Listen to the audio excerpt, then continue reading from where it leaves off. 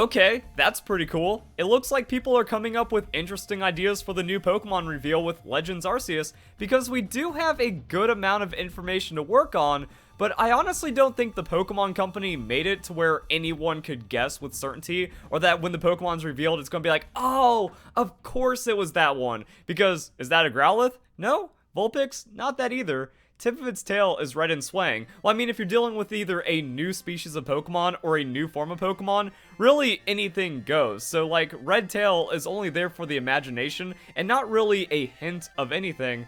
White fur on top of its head and around its neck is so fluffy, its eyes are round and yellow. The direct interpretation is fluff on the neck, fluff on the head, we can't see its eyes, so that's a tell, and it has a pretty predominant tail, so getting some red in there because it has a red color makes sense for the Hisuian Arcanine, but there is something interesting, because how would you confuse an Arcanine for a Growlithe and a Vulpix? So it could be a smaller Pokemon, which could suggest a new species, and then evolutions like that and stuff. Now, this idea of the Zorua is kind of cool, but I'm wondering if the Pokemon's actually supposed to be all white, because the white fur on its head and around the neck is fluffy, which kind of suggests it's going to be different from the rest of the body color. Now, it could still be Zorua because there's a couple other things that make sense here. And because the Hisui region has such strong feudal Japan vibes and Japanese folklore in it, not too much of a stretch to say, hey, there could be a Hisuian form Kitsune-like Pokemon. If it's not Vulpix, it doesn't really leave too many options, so Zorua kind of feels perfect. If you want to expand upon it, maybe the guy didn't get attacked by Zorua, but Zoroark, because they are very protective of their young. So I mean, that's a thing. As for how it would end up looking, this could be close just because Japan, lore, culture, and stuff like that, the mask and other representations of a Kitsune, yeah. And with how insultingly fan-servicey Pokemon Legends has been so far, this makes a lot of sense. And I guess if we can get a couple of decent things coming out of it, alright, I'll take it. However, my hype for trying to figure out what this Pokemon is hasn't really been peaked that much, because this is such a stupid concept. It's not it doesn't make any sense. My biggest problem is that it makes absolutely no sense. I don't like that the Arceus phone is used as some kind of ass pull to make everything that's wrong with the lore in Hisui make sense. No, time travel is not a good idea. There's nothing creative or interesting when time travel is just used to excuse the plot not making any sense. This is a bad use of time travel if time travel is involved in some kind of way, but Dialga and the Sinnoh region, like, time travel just being used to make stuff up is never good. There's no justification for it. But the thing that also gets me is that it doesn't make sense. How is a smartphone-like device making VHS tape recording artifacts and video style? Like, digital doesn't degrade this way. So, that's also kind of weird to me. Like, this isn't interesting. And as we saw from, like, the Galarian Ponyta thing, the reveals can be kind of weird in how they're staged or interesting in how they're staged, and then end up being unimpressive. We might get a cool Pokemon out of this. I like Galarian Ponyta, and overall when we finally got the reveal, it was all nice and stuff, but I was really expecting more than one Pokemon, especially for a 24-hour feed. I was expecting like 3 new Pokemon to come out of Glenwood Tangle, and it was going to be cool. Technically, we got clarification on Impidimp, but it was already officially shown through like the PAX demo, and I think maybe kind of teased a little bit officially before then. So we're just kind of like, oh, cool, there's Impidimp. And then the whole big thing was, yo, Galarian Ponyta. Or was the Impidimp actually officially revealed at this point? I think, like, that Pokemon had its own weird thing going on. I don't exactly quite remember. But either way, it's like, yeah, this was kind of a letdown. So when something is happening like this, also for October, the Ponyta thing was for October as well, I'm just like, not really sold. The hype for new Pokemon reveals hasn't really been there since 2016. Pokemon Sun and Moon. That was where it was at. We just get new Pokemon non-stop all the time. Sometimes Korokoro, sometimes officially, sometimes through a trailer, other times just out of random places. Like, Turtonator was for the Korean Pokemon Championship or something. Like, hey, here's a new Pokemon. I think it was also something else just got like randomly shown. It was like, yo, I'll take it. That's pretty cool. The one-offs hit and they were hype. Pokemon Sword and Shield had so little to reveal that, like, we had all of this for just one Pokemon. And another thing is, I wasn't really excited, and I'm still not excited by most of the Gen 8 decks. It's like Pokemon revealed, and I'd be like, that's alright. Or it's kind of like, whatever. Now, there are some really cool Pokemon. I like the Galarian Zigzagoon line. I don't really care for any of these Pokemon. Cinderace is cool. Like, I like the whole Cinderace evolutionary line. I don't like Sobble or Drizzle, and Inteleon's actually really cool. Inteleon's one of my favorites from Gen 8. Poltegeist is aight. Surfetch'd, the Smug is amazing, but I feel like a Farfetch'd evolution, or even like a formed Farfetch'd evolution, could have gone so much better. Cramorant is just derp, awesome bird. Morpeko, not sold on it, didn't like it. Don't like Duraludon, don't like Roly-Poly. I think Yamper's Face is kind of like they wasted the potential that we could have had from an awesome Corgi Pokemon. Alcremie is just mid. Eldegoss I wasn't really sold on. Wooloo and Corviknight are like top tier though. And then again, like the rest of the, like that was all the reveals, right? And then a couple of like other forms and stuff. So I wasn't really like sold on the reveals. And then the rest of the Gen 8 decks was kind of underwhelming. Pokemon Legends is in its own weird spot because this is a main series game, but it's not Gen 9, but it seems to be introducing a lot of new Pokemon, and most of which I'm not really sold on. Like, Hisuian Braviary is cool because they actually, like, went all out to make it cool. Hisuian Growlithe is adorable, and I feel like it's going to be very hard to be disappointed by Hisuian Arcanine, but Kleavor's stupid, Basculegon's cool, and Wordeer is just kind of, again, a whatever Pokemon. Like, it's not bad, but it doesn't really, like, make me go crazy for Pokemon Legends or the new Pokemon side of here. And so far, we've really only seen, like, new forms of existing Pokemon, so a brand new Pokemon entirely from this could be kind of cool. A Hisuian form that's like really supposed to be over the top and capitalize on this reveal could be really cool, but as we've learned from this, it could just be a simple mundane thing where it's like, yep, here's your new Pokemon, it's kind of cool, it's kind of alright, we had some build up for it, and that was whatever. So I'm not like getting super hyped about this, but I do like some of the things that are developing out of this. And it might also lead into some other information, like we're in the cold place. And that's where Arizu seems to be from, because she's at least wearing a jacket and leggings, and that also kind of like fills in some interesting information. She's tasked with the care of a certain lady Pokemon. Now, Frostlass seems to be pretty straightforward on that one, especially when you kind of piece everything together. We already knew Snorunt are in the game because they're on the map, so seeing Snorunt from the trailer, like, I don't know if that's supposed to be a red herring, so people all go, oh man, Frostlass, or if that's a tease, or if it's following up, or if it's calling back to the information, like, hey, did you know this is Snorunt? Yeah, the Snorunt are kind of a thing. I believe you can even see Snorunt in maybe the first trailer, or at least a recent trailer. Like, I'm pretty sure Snorunt are visible somewhere. And now that I'm thinking about it, Hisuian Frostlass doesn't make any sense. Like, it would be cool, and Frostlass is one of my favorite Pokemon, but it's also a Sinnoh Pokemon. It's Gen 4, and one of the only places that seems unchanged between Hisui and Sinnoh is the north, the cold region. What about Hisui is special to Frostlass, especially if we're going for a regional variant, which would normally change up the typings? Like, that's why we have Alolan Vulpix, that's why we have Alolan Sandshrew, that's why the Growlithe is actually a Rock-type Pokemon. Hisuian Frostlass getting representation in effectively the exact same environment doesn't really make a lot of sense. Now, I feel like you don't have to make every single noble Pokemon a new Pokemon, so Frostlass would be cool, but the Wardens looking after noble Pokemon seem to translate into like the Pokeride feature. So what would a Frostlass bring to the table in that situation? I'm not really sure. Same thing for kind of like any other Pokemon, but I could also see a Kitsune-like Pokemon being feminine enough to represent the care of a noble Pokemon under Arizu.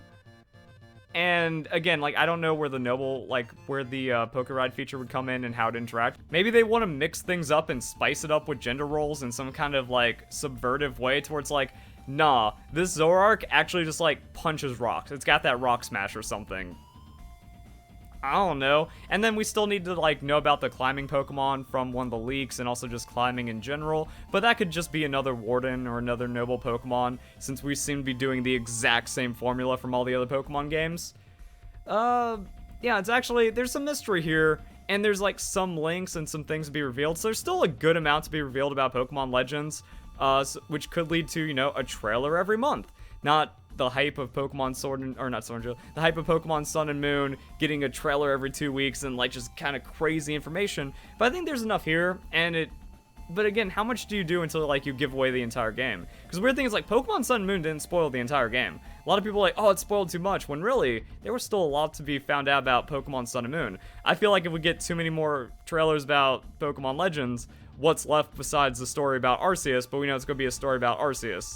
And because you're in the past, you don't have a lot of room to work with to actually do like some kind of cool twist, again, unless you bring time travel into the equation, which is just awful storytelling, no matter, just objectively awful storytelling. So, yeah, looks like we could be in for a cool form. If we're going from the fan servicey route, looks like we could just be in for some straightforward, just upgraded information, where it's like, yeah, Hisuian Growlithe evolving into Arcanine, I'm down with that. No one gonna have problems with it. We see Arcanine first, and that still revealed, like, that still leaves a few new Pokemon to be revealed either through trailers or just until the game comes out. And it also opens up some discussion about, like, what's going on with the other Wardens and the other characters that have been revealed.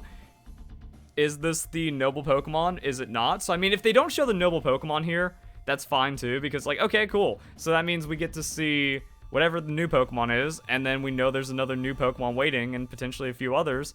And if the reveal isn't, like, too heavy, then could be alright. It's just the problem is, Pokemon Legends is so awful and careless. It just isn't there. And also after, like, Pokemon Sword and Shield, you know, it's not the same. Whoever the reveal PR person is, there was actually like an interview before we got the August Pokemon Legends announcement back in July that I covered, where there was some guy talking about the robust rollout of the next batch of Arceus information for the Pokemon Direct. I was like, yo, just fire that guy. If he's been in charge of like Pokemon's Sword and Shield and Pokemon Let's Go, like trailers and announcements and stuff like that, just nah, he's not it. And this is especially extra not it. You really need suspension of disbelief. You really need that immersion to where everything is seamless and you believe it. You believe what's going on in the Pokemon world. You believe in that adventure. You're excited for the reveals. You can't wait to see what's next. This is like mega, giga, big, it ain't it. And I think that also goes in line with the rest of Pokemon Legends, because like that, I see that in my quote unquote feudal Japan. Got people just like with the stupidest theories and the stupidest ideas and the stupidest like trying to relate it to. It's like, but it's feudal Japan, so that makes it okay. It's like, nah, there weren't no smartphones in feudal Japan. Even if we go to 1990s, we had Kanto being Kanto. So somehow Kanto being more primitive than, like, 90s Kanto being more behind in technology than Hisui region, and you're trying to justify that. And then when I see the smartphone produce a nonsensically distorted VHS thing where half of the video doesn't even have anything to look at. The framing of this with like, oh, it's found footage and it's soft horror, which means this is going to be for a more mature audience. It's just Pokemon Legends being misleading again. It was really introduced and was really shown as like an open world Pokemon game. It's not going to be open world. The game is so hand-holding, coddling, and baby-like. That's also not going to be mature. This is not your mature man's Pokemon game. And once again, like, the nonstop hypocrisy, double standards, and contradictions I see from people defending this game, where I'm like, yo, it's just going to be hand-holding and babyish. This is going to be a more childish game than Pokemon Let's Go. And then the replies are, but Pokemon's a children's franchise. That doesn't change that every Pokemon fan that grew up with Pokemon has wanted Pokemon to grow up with them. And you see that. You see that in the Gacha music video where it's like, yo, that hits every Pokemon fan and the long-term Pokemon fans much harder. Pokemon Generations, Pokemon Origins, that's Pokemon growing up with the audience. So it's definitely possible. And there's also been like marketing campaigns and product lines targeted for older Pokemon fans, such as the 151 line way back in the day, and even like the business shirts and stuff. And if you go on the Pokemon Center and buy a $500 plush, that's not going to be for kids. That's for adults, or at least the adults of kids that are playing Pokemon, that grew up with Pokemon, etc. So like there's a lot of different things that are going on that just don't make any sense and are just complete contradictions. But this child is a warden in a world where the adults are terrified of the Pokemon. The professor calls Pokemon terrifying creatures. I also feel like the professor's the one taking this video, it seems. Maybe that's what made him so scared. But he was, like, fascinated. Like, how would one bad Pokemon counter make a professor scared? But also, he came from another region and brought other Pokemon, so that can't be him. So, like nothing about it makes sense. However, this child is a warden in charge of noble Pokemon, and he starts crying because his noble Pokemon is sad. This is the most childish Pokemon game, and you can't just look at this and be like, oh man, it's mature now. It ain't, objectively. This is one of the coolest reveals Pokemon has ever done. Hard to call a reveal because who knows what's going on, but that's the part of the fun. I don't understand when these people just became so broken in the Pokemon community, but also everyone's been like just broken over the last couple of years when it comes to social media and online and people actually thinking Twitter matters and Twitter is real. You know, Dave Chappelle, I don't care. Twitter isn't a real place. Twitter is not a real place. These online interactions are not real things, and people getting sucked up into this. This is awful. This is objectively awful marketing and selling of a Pokemon. But maybe that's the thing, like, the Pokemon community has gone so downhill that this gets people interested. I really love where they're going with this game. It's definitely a huge atmosphere change. It objectively isn't. Watch the other trailers, read the website. This is the exact same Pokemon formula. This gave me chills. My jaw dropped. It's been a long time since Pokemon's made me feel this way. I'd say since Mewtwo's science experiment seen in the first film. Touch grass. This isn't jaw-dropping. This is just bad. This is just a poorly produced video. Like, even found footage isn't this bad. Like, when you're actually trying to do something, I know they're trying to, like, keep it a secret, but it also would have been more interesting to actually show something. Show the tail. Show the silhouette. That would build a lot more interest. That could also, like, get the theories rolling. Again, so this is so ambiguous, there's no right answer. There's no correct prediction. If you happen to get it right, that's like calling a coin flip 5 times in a row. It wasn't because you saw into the future and you were able to know what was going on. Pure chance. Every prediction here is pure chance. And that's something the Ponyta reveal actually did, because every couple of hours we'd get some kind of loop where you see like a silhouette from it. You know, the sparkling horn, it running down in the corner, something else kind of going on. So it's like you were starting to piece it together. There was actually like, there was a mystery to solve here. There was something going on. With this, it's nothing. It's fuzz that doesn't make sense. Like, I look at this comment, and I look at how many upvotes it got, and I just think, man, everyone's just so stupid and fake these days. Oh well. Well, at least, like, maybe if the new Pokemon's cool, that's cool. It's definitely not gonna be enough to save Pokemon Legends. Like, even if it is, like, the best designed Pokemon ever, or Zoroark or something, it'd be really cool, but yeah, there's just too many problems going on, and it still doesn't make any sense. So, hope you guys enjoy the video. Hope you all have a nice day. Thank you very much for watching.